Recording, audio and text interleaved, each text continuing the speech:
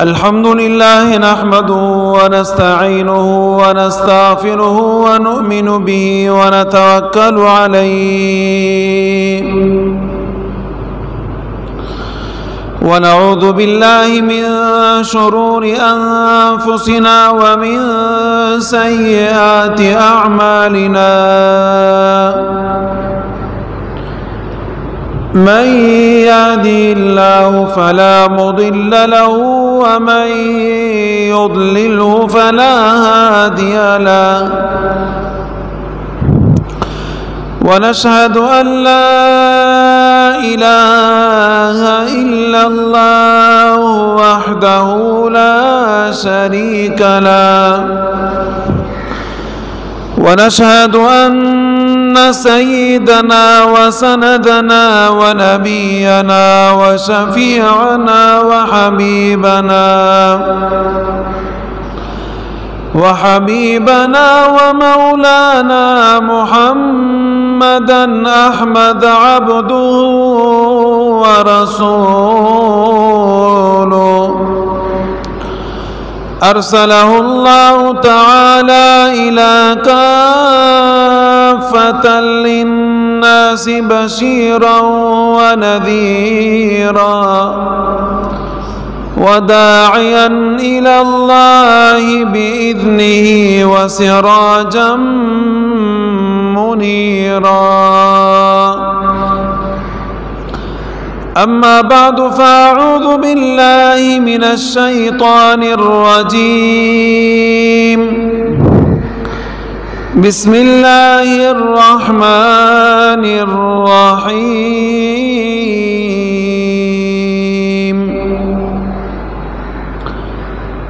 وأقيموا الصلاة وآتوا الزكاة واركعوا مع الراكعين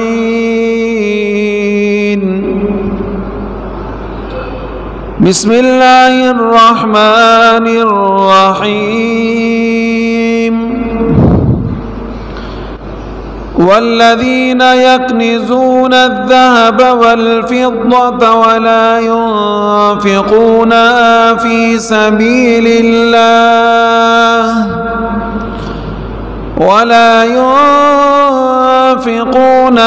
في سبيل الله فبشرهم بعذاب أليم تقوى بها جباههم وجنوبهم وظهورهم هذا ما كنزتم لأنفسكم فذوقوا ما كنتم تكنزون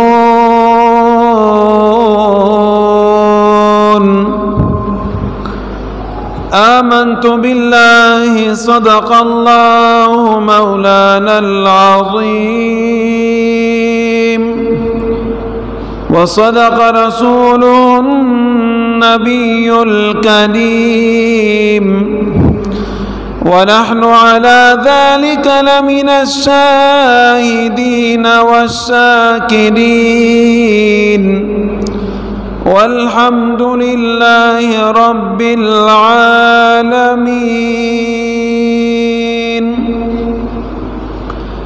اللهم صل على محمد وعلى آل محمد كما صليت على إبراهيم وعلى آل إبراهيم إنك حميد مجيد اللهم بارك على محمد وعلى آل محمد كما باركت على إبراهيم وعلى آل إبراهيم إنك حميد مجيد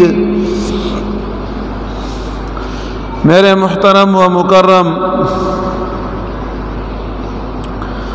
प्यारे भाइयों, दोस्तों और बुजुर्गों और मेरी प्यारी माँ और बहनों,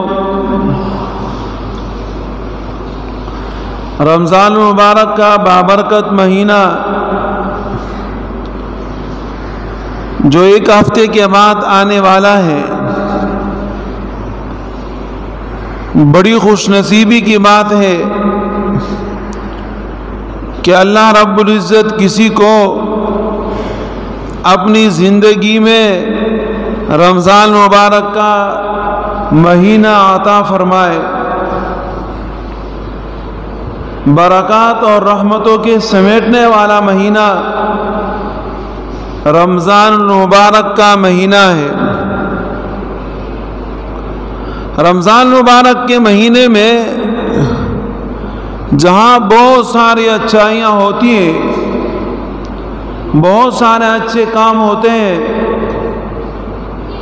اور بہت سارے اللہ پاک کے احکامات ادا ہوتے ہیں، تو اس مہینے میں لوگوں نے یہ ایک ترتیب بھی رکھی ہوتی ہے کہ اس مہینے میں ہم نے زکوٰۃ ادا کرنا ہے۔ زکوٰۃ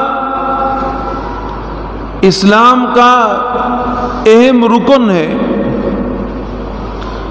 اور نماز کے بعد قرآن کریم میں زکوٰۃ کا ذکر ہے، لیکن زکوٰۃ کا تعلق رمضان مبارک کے مہینے کے ساتھ نہیں ہے۔ زکوٰۃ کا تعلق آپ کے اوپر جیسے ہی آپ کے مال کے موجودگی میں سال ختم ہو جائے، سال گزر جائے، آپ پر زکوٰۃ فرض ہے، آپ نے وہ زکوٰۃ ادا کرنا ہے۔ ہمارے احباب یہ سوچتے ہیں کہ رمضان مبارک میں ہر نماز کے جیسے کہ 700 نماز کا بدلہ یا 70 نمازوں کا بدلہ دیا رہتا ہے، تو ایسے ہی ہم رمضان مبارک کے مہینے میں زکوٰۃ ادا کریں گے تو اس کا بھی اتنا ہی زیادہ اجر اور ثواب اللہ پاک عطا فرمائیں گے، اس میں کوئی شک اور شبہ نہیں ہے۔ یہ بات اپنی جگہ پر اٹل ہے، لیکن یہ بات بھی اٹل ہے کہ آپ کے اوپر زکوٰۃ رمضان مبارک کے 1-2 مہینے پہلے فرض ہو چکا ہے، اور زکوٰۃ کے فرض ہونے کے بعد آپ کا انتقال ہو جائے اور آپ نے زکوٰۃ ادا نہیں کیا، رمضان مبارک کے مہینے کے انتظار میں، تو ایسی صورتحال میں زکوٰۃ تو آپ کے اوپر رہ گئی نا۔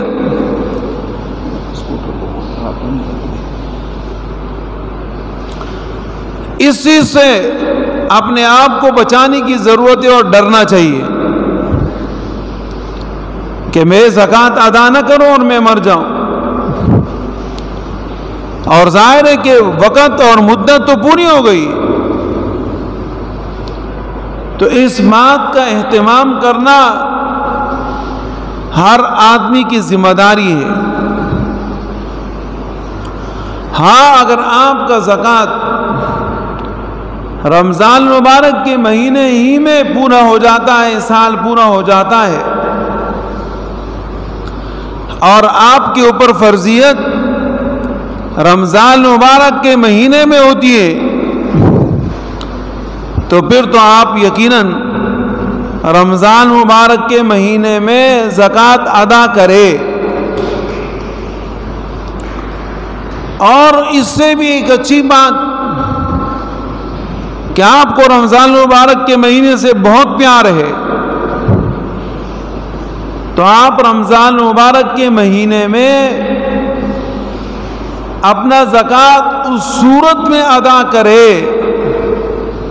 کہ آپ کے اوپر سال پورا نہیں ہوا، سال سے پہلے آپ زکوٰۃ کو ادا کرنا چاہتے ہیں، اور سال کے پورا ہونے سے پہلے زکوٰۃ انسان ادا کر سکتا ہے۔ سال پورا ہو جائے تو زکوٰۃ تو فرض ہوگا، وہ فرض آپ نے ادا کرنا ہے. لیکن اگر سال پورا نہیں ہے اور آپ زکوٰۃ ادا کرنا چاہتے، بالکل آپ ادا کریں، آپ کا زکوٰۃ ادا ہو جائے گا. تو اس نے اس موضوع کے اوپر بات کرنی تھی کہ رمضان مبارک کے مہینے میں لوگ زکوٰۃ دیتے ہیں، اور زکوٰۃ کی یہ ترتیبات ایسی ہے کہ اس کو سمجھنا انتہائی ضروری ہے. جیسے کہ نبی اکرم صلی اللہ علیہ وسلم نے ایک صحابی کو یمن کی طرف روانہ فرمایا. حضرت معاذ رضی اللہ تعالی عنہ تھے. نبی علیہ السلام نے فرمایا، معاذ سب سے پہلے لوگوں کو کلمہ طیبہ، کلمہ شہادت پڑھاؤ، سکھاؤ، اور جب وہ یہ سیکھ جائیں تو پھر ان کو بتاؤ کہ نماز فرض ہے، زکوٰۃ فرض ہے، حج فرض ہے، روزہ فرض ہے. ہر ایک کی ترتیبات آپ ان کو بتائیں. تو جیسے نماز فرض، روزہ فرض، حج فرض، زکوٰۃ اسی طرح کا فرض ہے. جیسے نماز سیکھنا ہے، روزے کی ترتیبات انسان سیکھتا ہے، حج کی ادائیگی سیکھتا ہے، ایسے ہی زکوٰۃ کا ادا کرنا، زکوٰۃ کی ترتیب سیکھنا بھی انتہائی ضروری ہے. زکوٰۃ ادا جو کرتے ہیں تو انہوں نے اللہ رب العزت کے اوپر کوئی احسان نہیں کیا، بلکہ ان کے اوپر جو ذمہ داری تھی وہ ذمہ داری انہوں نے ادا کر دی. ہم نماز پڑھتے ہیں تو نماز پڑھ کے ہم اللہ پر کوئی احسان تو نہیں کرتے، بلکہ جو ہمارے اوپر اللہ نے فرض کیا تھا وہ فرض ہم نے ادا کر دی. اسی طریقے سے معاملہ زکوٰۃ کا ہے، اسی طریقے سے معاملہ حج کا ہے، تمام احکامات کا ہے. ہاں، اس زکوٰۃ سے ہٹ کے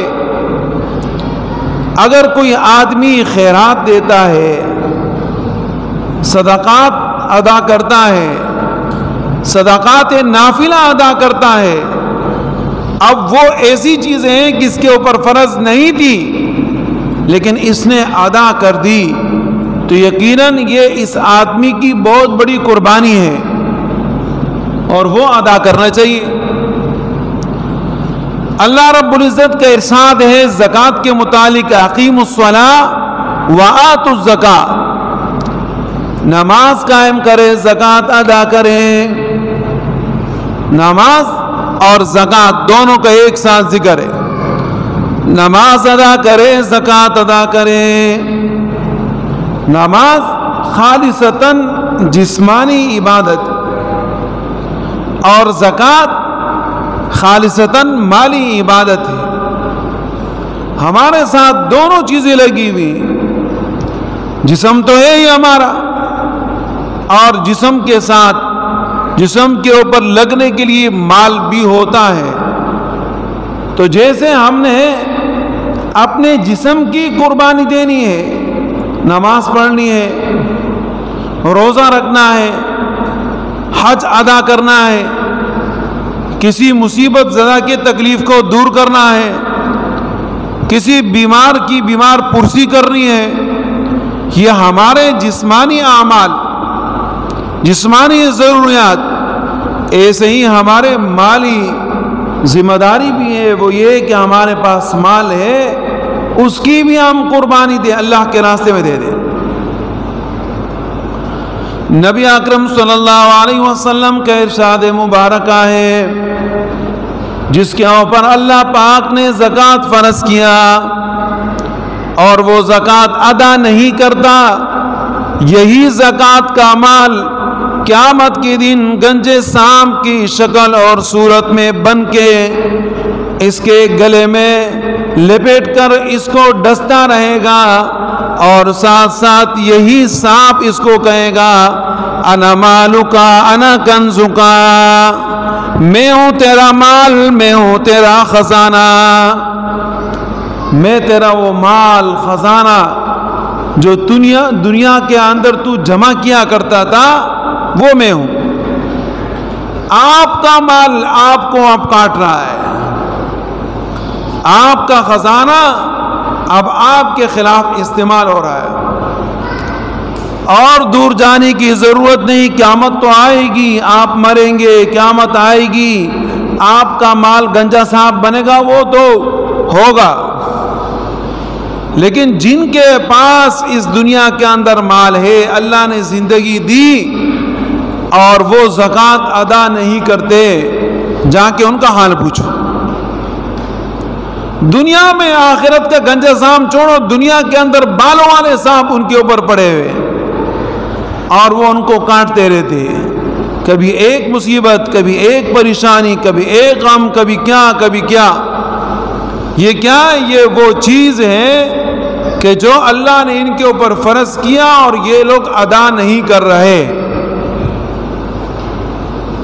اسی طرح اللہ رب العزت کا ارشاد ہے والذین یکنزون الذهب والفضة ولا ينفقونها في سبيل الله فبشرهم بعذاب علیم۔ وہ لوگ جنہوں نے سونے اور چاندی کے خزانے بنا رکھے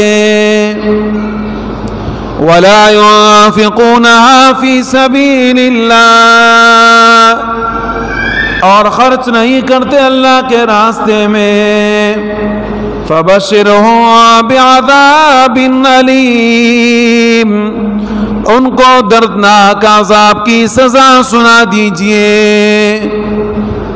اللہ کا پیغام نبی علیہ السلام کے زبان مبارکہ سے ہے۔ پہلے زمانے میں تو ظاہر ہے کہ پیسہ کیا تھا؟ پیسہ سونا تھا، چاندی تھی، آج بھی سونا اور چاندی ہے۔ آج پیسہ سونا ہے اور چاندی ہے۔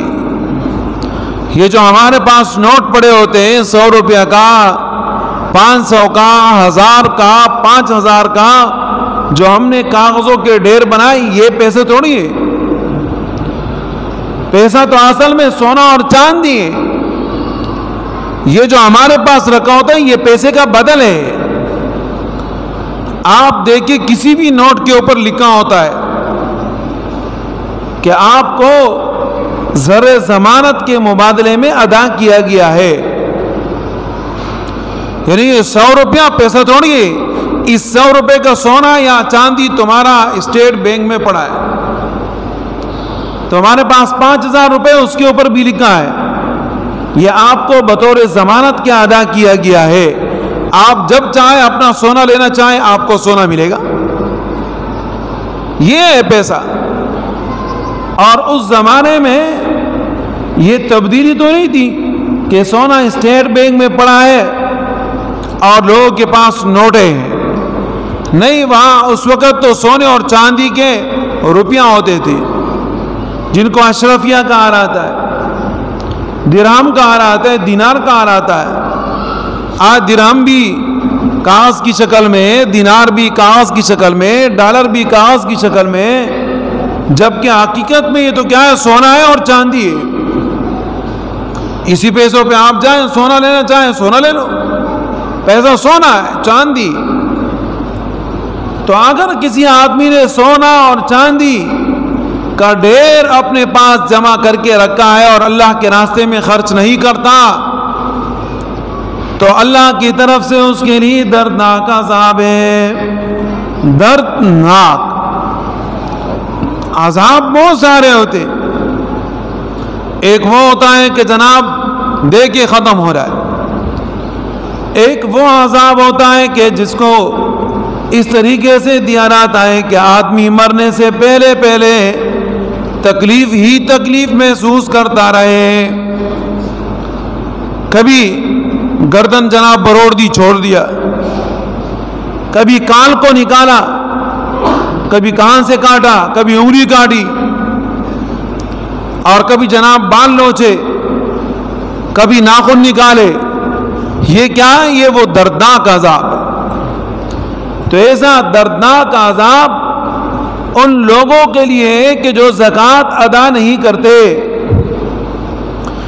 اور پھر یہ کہ جناب فَتُقْوَى بِهَا جِبَاهُمْ وَجُنُوبُهُمْ وَظُهُورُهُمْ. اللہ رب العزت ایسے لوگوں کو جہنم کی آگ میں پھینک دیں گے اور جہنم میں ان کے پہلو کو، ان کے ایک طرف کو دوسرے طرف کو جلا دیا جائے گا. دائیں طرف بھی عذاب، بائیں طرف بھی عذاب، اوپر سے بھی عذاب، نیچے سے بھی عذاب، سامنے سے بھی عذاب، پیچھے سے بھی عذاب، ہر طرف سے عذاب ہی عذاب ہوگا. اور یہ کہا جائے گا ھذا ما کنزتم لانفسکم، یہ وہ خزانہ ہے جو تم نے دنیا میں اپنے لیے جمع کر کے رکھا تھا کہ میں اس کو خرچ کروں گا تو ختم ہوگا، میں اس کو دوں گا تو کم ہوگا، میں اس کو دوں گا تو میرا نام ختم ہو جائے گا، میری عزت شہرت ختم ہو جائے گی. اپنے آپ کے لیے رکھا تھا. فذوقوا، پس یہ عذاب چکو، ما کنتم تکنزون، جو تم نے دنیا کے اندر جمع کر رکھا تھا. آج وہ عذاب ان کو دے دیا جائے گا.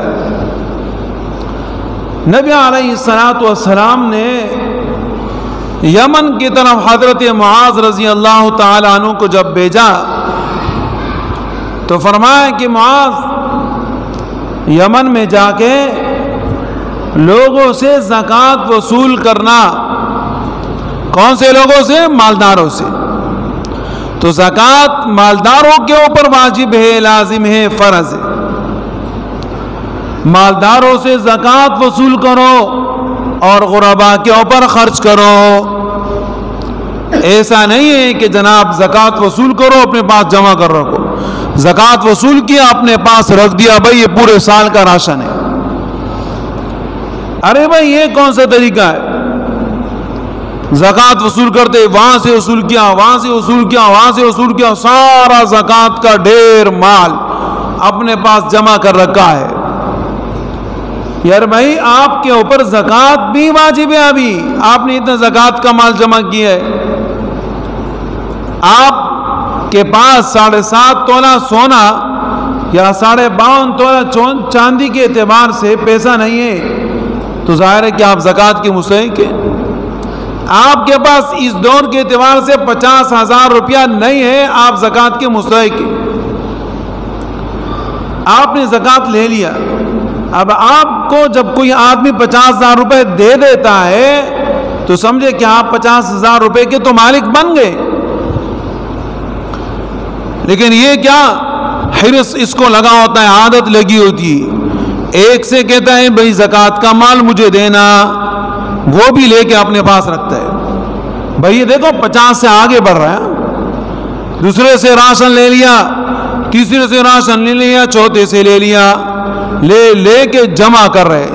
لوگ دے رہے بھائی یہ رکھو اپنے پاس اور غریبوں کو دو، مسکینوں کو دو، محتاجوں کو دو. یہ کہتا ہے نہیں، وہاں سے لا کے اس اپنے گھر میں جمع کر دیا اور کسی غریب محتاج کو دیا نہیں. اب یہ کیا، یہ زکوٰۃ کا طریقہ تھوڑی ہے. یہ تو وہ طریقہ ہے کہ جناب جو لوگوں کے حق کو کھینچ رہا ہے اور لوگوں کا حق ضبط کر رہا ہے. اور یہاں کا ایک حق وہاں کئی حقوں کی شکل اور صورت میں ہمیں جواب دینا پڑے گا.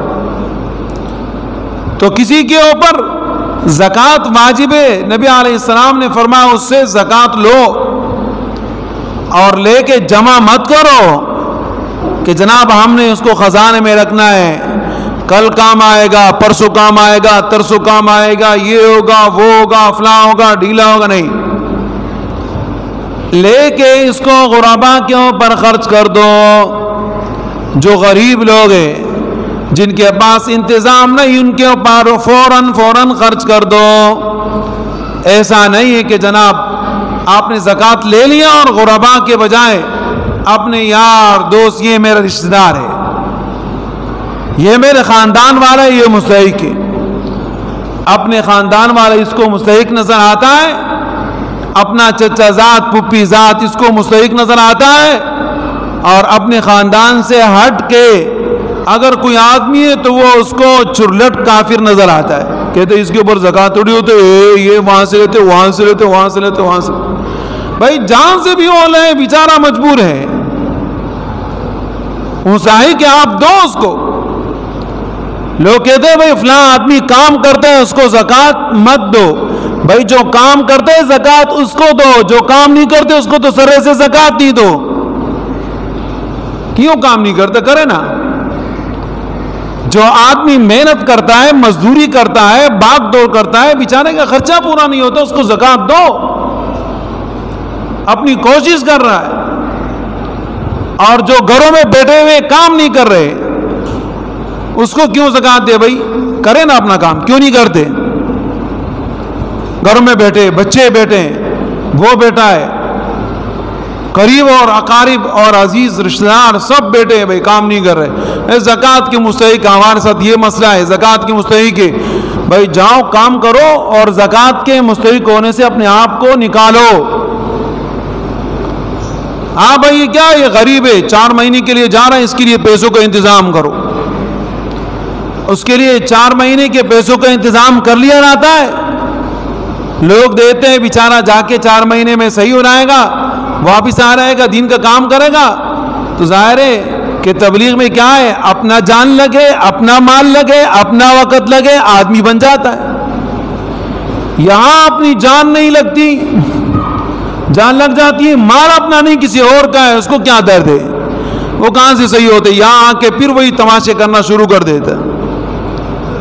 بھائی آپ زکوٰۃ اس آدمی کو دے کہ جو آدمی مجبور ہے، اپنا کام کر رہا ہے، مجبور ہے، بالکل آپ دے، اور جو کام کرتا ہے، محنت کرتا ہے، مزدوری کرتا ہے، وہ عبادت سے کم نہیں، وہ اللہ کے نزدیک عبادت میں شمار ہوتا ہے، اس کا وقت، چاہے وہ دن کا وقت ہے چاہے رات کا وقت ہے، بیچارہ محنت کر رہا ہے، وہ عبادت میں شمار ہوتا ہے۔ ہر کسی کو پسند ہے کہ بھئی میں کام نہیں کروں، بیٹھا رہوں، پیسہ مجھے آتا رہے، یہ عادت بنانا کوئی اچھی عادت نہیں ہے، اور اسی عادت کی بنا پر اپنے بچے بگڑ جاتے ہیں، خاندان بگڑ جاتا ہے، لوگ بگڑ جاتے ہیں، کہتے باپ کام نہیں کر رہا ہم کیوں کریں، اور جن کے آبا اور اجداد کام کرتے ہیں نا تو بچے ان کو دیکھ کے کہ بھائی میرا باپ بوڑھا ہے، اس کے باوجود کام کر رہا ہے، محنت کر رہا ہے، مزدوری کر رہا ہے، وہ گھر میں نہیں بیٹھتے، وہ بھی جا کے کام کرتے۔ باپ نماز نہیں پڑھتا، بیٹا کہاں سے اٹھے گا؟ باپ رات کو سویا ہوا ہے، فجر کی نماز میں سویا ہوا ہے، 11 بجے اٹھا ہے، بچے کا دماغ خراب ہو جائے گا، نماز پڑھے گا، اس کو کہاں سے جناب یہ غیرت آئے گی اور کہاں سے شرم آیا ہے؟ یہ تمام کے تمام وہ غلطیاں ہیں جو ہم کر رہے ہیں اور معاشرے کو ہم بگاڑ رہے ہیں۔ ہم اپنے اس معاشرے کو صحیح کریں اور اس کی اصلاح کریں۔ اللہ رب العزت ہمیں عمل کی توفیق عطا فرمائے۔